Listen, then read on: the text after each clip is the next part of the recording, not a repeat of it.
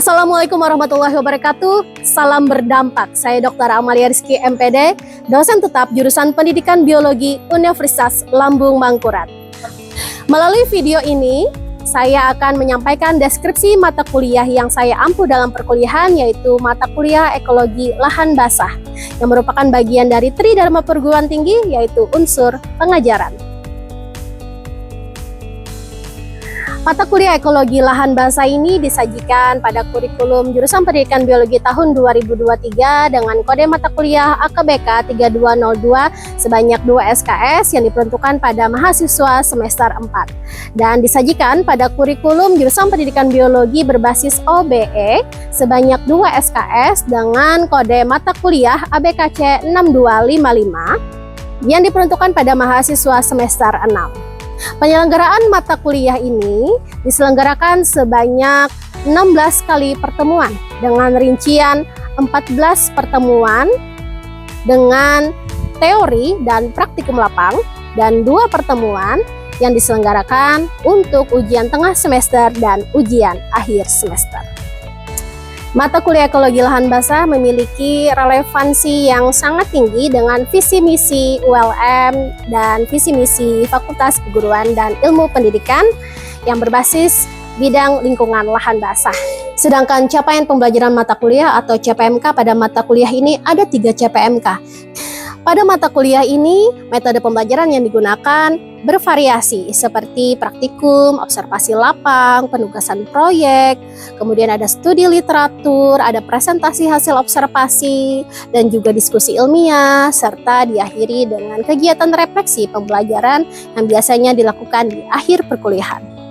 Media pembelajaran yang digunakan pada mata kuliah ini beragam seperti lembar kerja mahasiswa atau LKM, video pembelajaran, kemudian jurnal-jurnal ilmiah, menggunakan kuis interaksi digital atau kuis interaktif digital, dan media digital lainnya. Selain itu juga menggunakan learning management system melalui e-learning pada laman Simari Universitas Lambung Mangkurat. Kemudian juga menggunakan peralatan praktikum dan ekosistem lahan basah sebagai laboratorium alam yang menambah pengalaman belajar mahasiswa agar lebih kontekstual dan berbasis hasil observasi sehingga mendukung proses pembelajaran lebih terpadu. Luaran yang diharapkan pada mata kuliah ini, mahasiswa akan menghasilkan laporan ilmiah, kemudian juga infografis, poster ilmiah, selain itu juga video edukasi, dan basis data biodiversitas yang disusun berdasarkan hasil kajian dan observasi mahasiswa. Produk-produk luaran tersebut tidak hanya menjadi sarana pengembangan kompetensi akademik mahasiswa, tetapi juga bisa menjadi media edukasi, informasi, bahkan referensi bagi sivitas akademika. Selain itu, luaran ini juga diharapkan dapat disebarluaskan melalui media sosial, sehingga masyarakat umum pun dapat memahami, dapat mempelajari informasi tersebut dan meningkatkan kepedulian serta partisipasi masyarakat umum dalam melindungi dan melestarikan ekosistem lahan basah. Asesmen pada mata kuliah ini dilakukan secara otentik dan berkelanjutan meliputi penilaian pengetahuan, sikap, dan keterampilan sesuai dengan capaian pembelajaran mata kuliah. Referensi pada mata kuliah ini menggunakan buku teks, artikel-artikel ilmiah, hasil penelitian, dan hasil pengabdian masyarakat yang telah saya lakukan, dan juga tim dosen lainnya yang tentunya relevan dengan keilmuan ini. Kemudian dokumen-dokumen kebijakan yang sifatnya nasional maupun internasional yang relevan dengan keilmuan ekologi, konservasi, dan pengelolaan ekosistem lahan basah. Baik, kita akan melihat video pembelajaran mata kuliah Ekologi Lahan Basah pertemuan ke-7 dengan materi fungsi dan peranan ekosistem lahan basah dengan submateri fungsi dan peranan ekosistem mangrove. Mari kita simak bersama. Assalamualaikum warahmatullahi wabarakatuh. Waalaikumsalam warahmatullahi wabarakatuh. Oke, selamat siang semuanya. Siang, Ibu. Gimana kabarnya? Alhamdulillah. Sudah makan siang belum? Sudah. Kemudian untuk perlengkapan pembelajaran sudah lengkap ya. Terima kasih tadi sudah menyiapkan LCD dan lain-lainnya. Sehingga perkuliahan bisa kita mulai ya. Baik, sebelum kita mulai perkuliahan, seperti biasa kita berdoa sesuai dengan agama dan keyakinan masing-masing. Semoga kegiatan kita hari ini berkah dan bermanfaat. Berdoa dimulai. Nah, seperti biasa juga, di awal perkuliahan Ibu sudah membuka link presensi kehadiran mata kuliah kita pada hari ini. Silakan Anda buka link presensi di Simari. Hari ini mata kuliah ekologi lahan basah kita akan mempelajari materi lanjutan.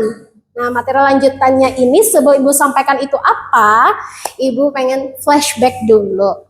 Siapa nih yang masih ingat materi pertemuan kita minggu yang lalu? Oke, silahkan. Jadi minggu lalu itu kita sudah mempelajari tentang klasifikasi serta tipe-tipe ekosistem lahan basah, yang mana dari segi klasifikasinya itu ekosistem lahan basah itu ada dua, yaitu lahan basah alami dan lahan basah buatan. Baik, mantap sekali. Masih ingat ya Regi ya, karena berkesan sekali ya waktu itu di lapangan ya. Iya, jadi seru ya. Minggu pertemuan kemarin kita ada praktikum lapangan bersama dan banyak mengamati langsung apa saja tipe-tipe ekosistem lahan basah. Nah, tadi disampaikan oleh Regi bahwa ada yang alami, ada yang buatan. Nah, boleh dong disampaikan lagi apa saja ekosistem lahan basah yang alami. Mungkin yang di belakang? Oke, yang angkat tangan. Salah satunya ada estuaria, Ibu. Estuaria, oke. Ekosistem lahan basah buat alami. Alami. Oke, lanjut. Apa lagi selain estuaria? Ada sungai, Ibu. Ada sungai. Oke, apa aja lagi? Rawa. Ada rawa. Oke, apa lagi? Ada gambut, Ibu. Ada gambut. Apa lagi? Ada payau. Ada payau. Oke, jadi ada estuaria, ada sungai, ada rawa, ada gambut. Baik, lanjut lagi.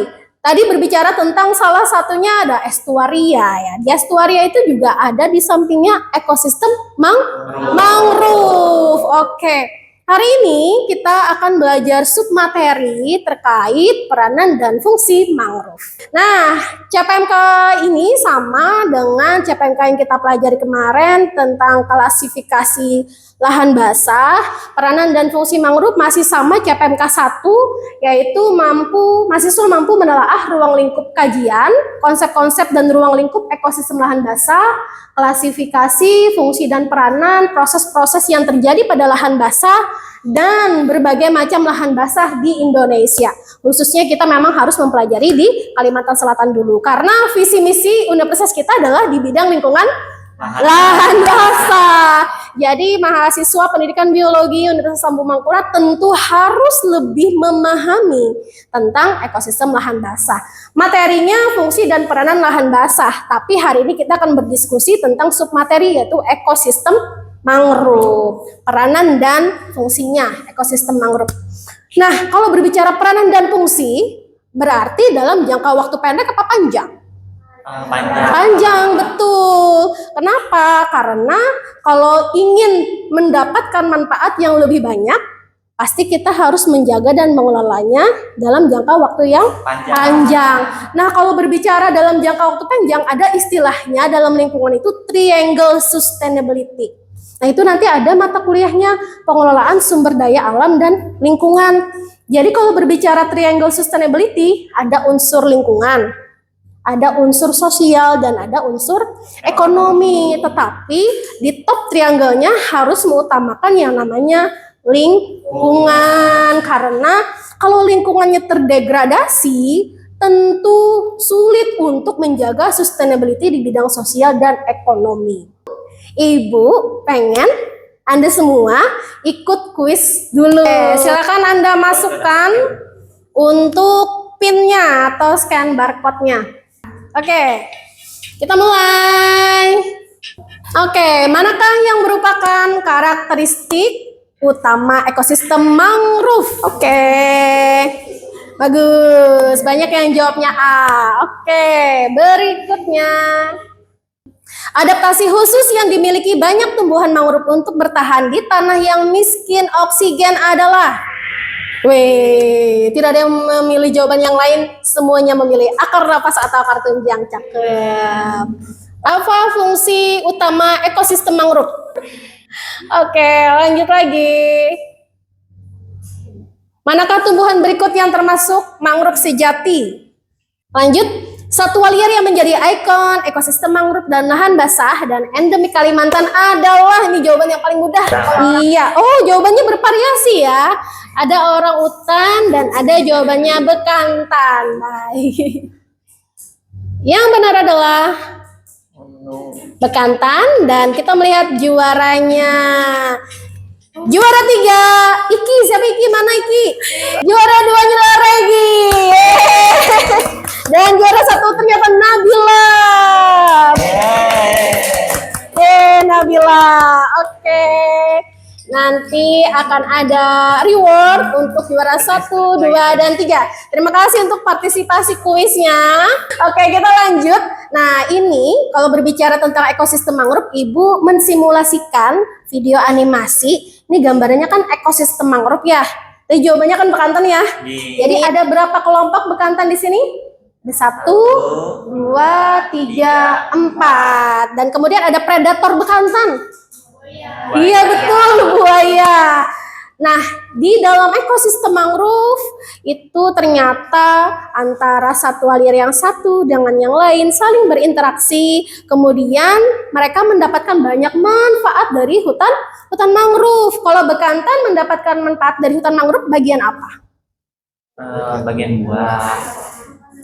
Sebagai sumber makanan, betul. Karena bekantan lebih banyak makan daun. 80% sampai 90% bekantan banyak makan daun. Oke, sekarang apa yang terjadi jika ada ancaman kehadiran manusia yang melakukan eksploitasi? Kita enter.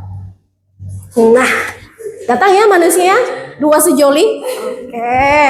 Terus ngapain mereka? Oh, 2 sejoli ternyata mau bikin rumah ya. Oke, baik, bikin rumahnya besar sekali dan ada kolamnya. Terus perlu dong mereka jalan ya kan, gak mungkin dong lewat air terus. Apalagi? Oh, ternyata perlu sumber pencaharian yang lain. Tapi ternyata harus ditebang pohonnya. Oke, lanjut lagi. Ya, nambah lagi. Gak mau kan income-nya cuma 1, pasti mau income-nya lebih gede lagi ya kan. Apalagi ya? Ya, akhirnya terjadi kebakaran hutan. Ini pas pada saat musim kemarau kan kita nih ya. Kalau di daerah Banjarbaru banyak bau asap ya. Itu mulai terjadi karhutla lagi. Akhirnya apa yang terjadi? Ya, akhirnya terjadi fragmentasi dan isolasi habitat. Lalu bekantannya kocar-kacir gitu ya. Sehingga yang tersisa ekosistemnya hanya ini terfragmentasi, satu bagian. Gak bisa lagi kita memperoleh manfaat yang lebih besar dari ekosistem mangrove. Padahal peranan dan fungsi ekosistem mangrove tidak hanya untuk bekantan, tetapi juga untuk ekosistem perairan. Kita makan lauk dari ikan, udang, dan itu sumbernya dari perairan. Dan rata-rata ikan, udang itu melakukan pemijahan, terus perbesaran anak di akar-akar mangrove. Kalau mangrove kita di sungai sini, riparian, biasanya udah enggak lah. Tapi kalau mangrove-nya di pantai, biasanya kepiting.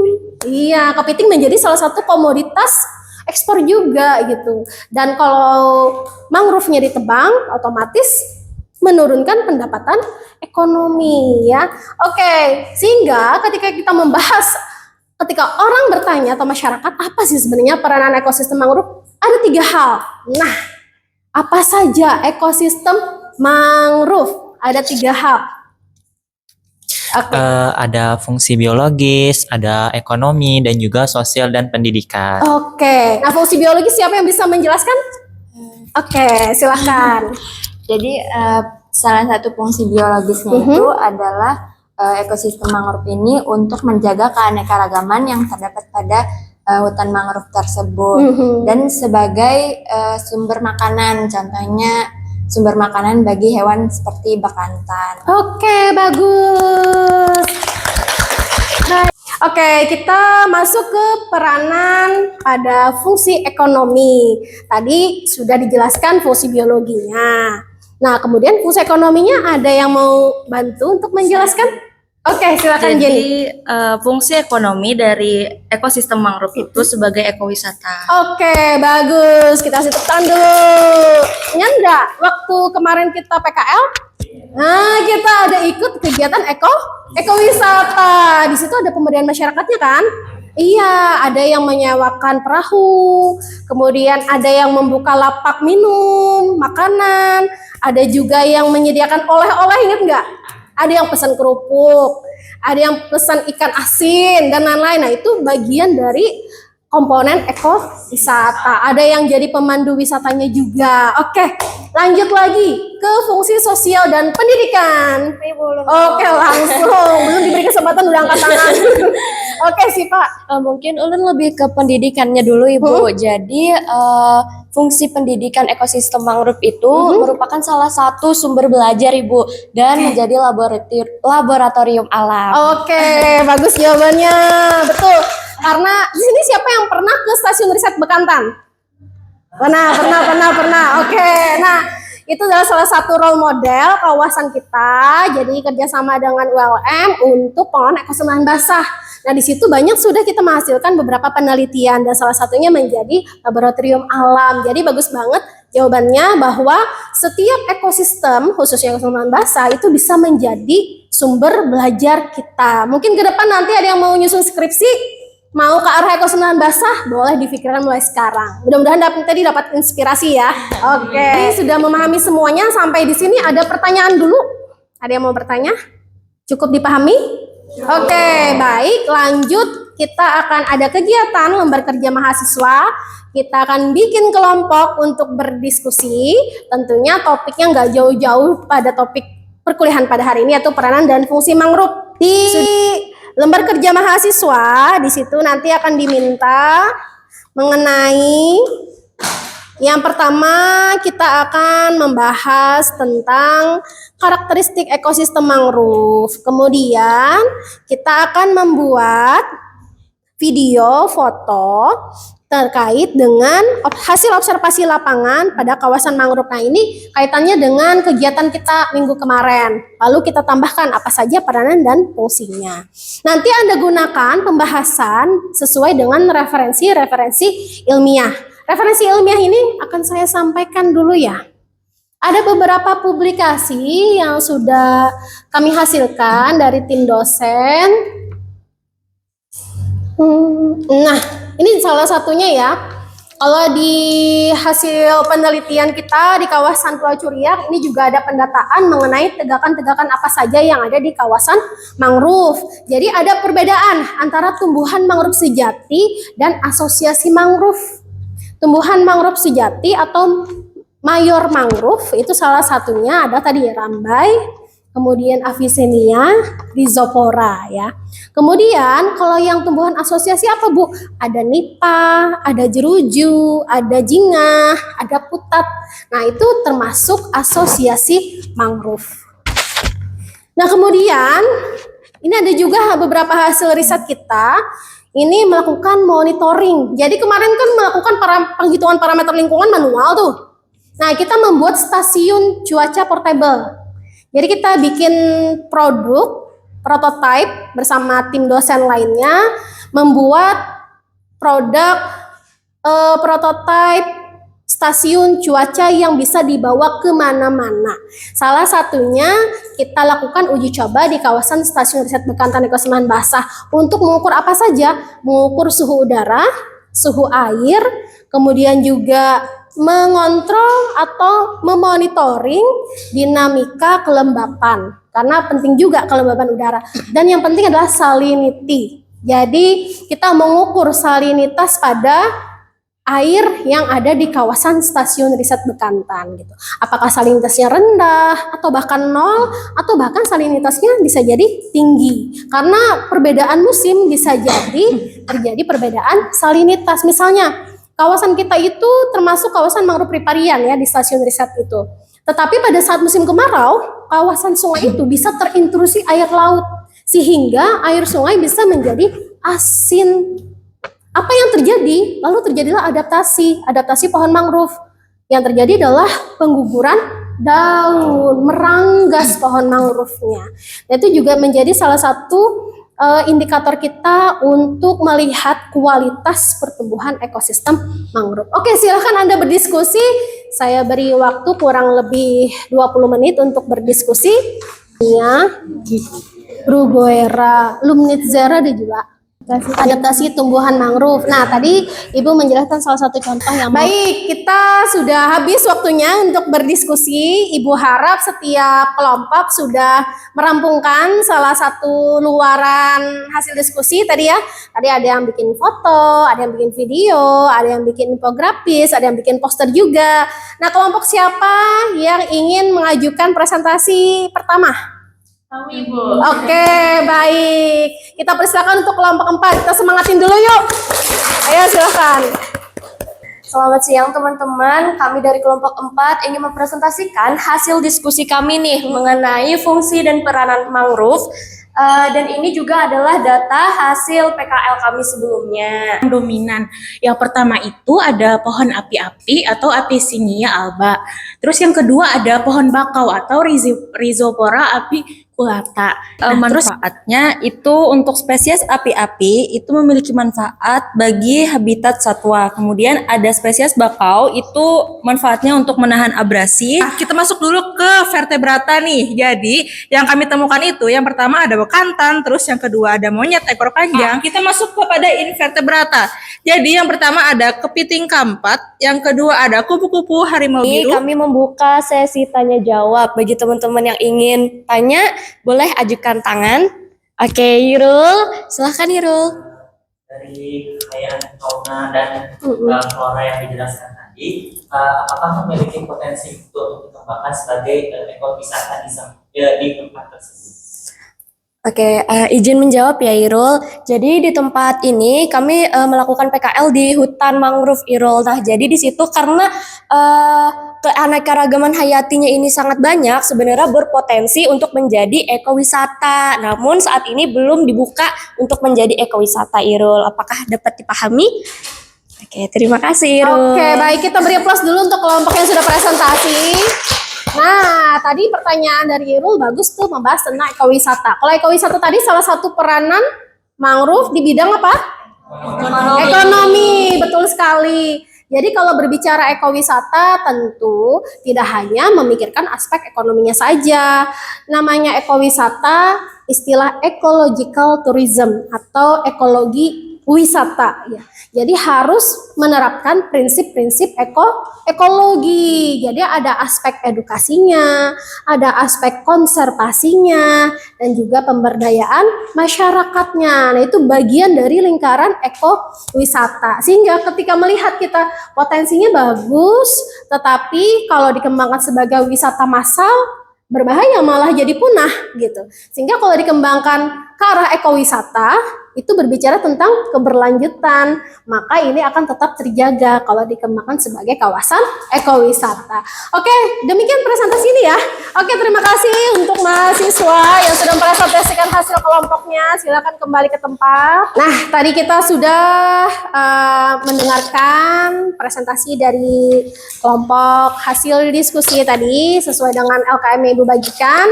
Sekarang kita menuju kesimpulan pembelajaran pada hari ini terkait dengan peranan dan fungsi ekosistem mangrove. Siapa di sini yang mau menyampaikan kesimpulan pembelajaran materi kita pada hari ini? Angkat tangannya. Ulun mau Ibu. Oke, boleh. Silakan Erna.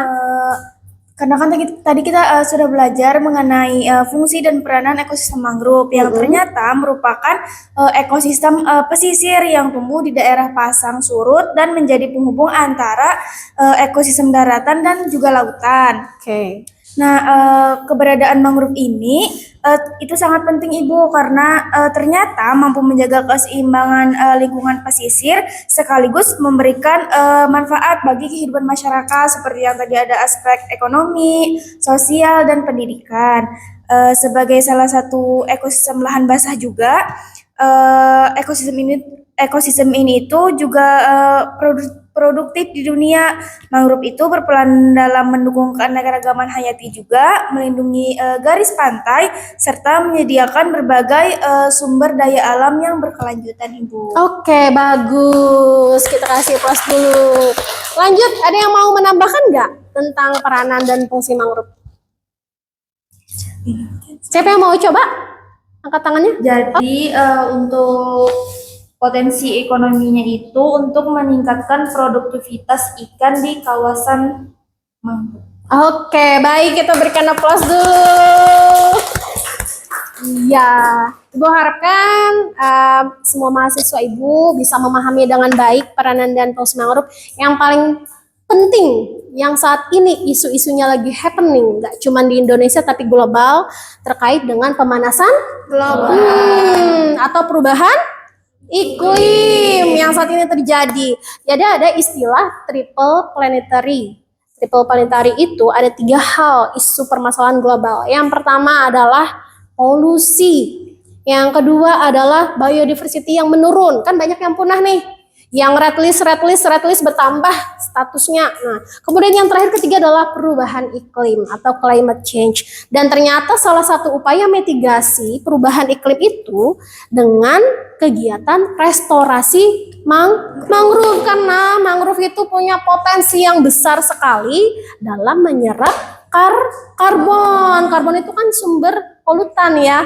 Nah itu ternyata tidak hanya daunnya yang menyerap karbon, kan dalam fotosintesis kan memerlukan karbon dioksida kan.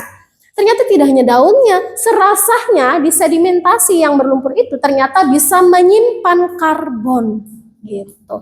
Itu yang membedakan dengan hutan tropis lainnya.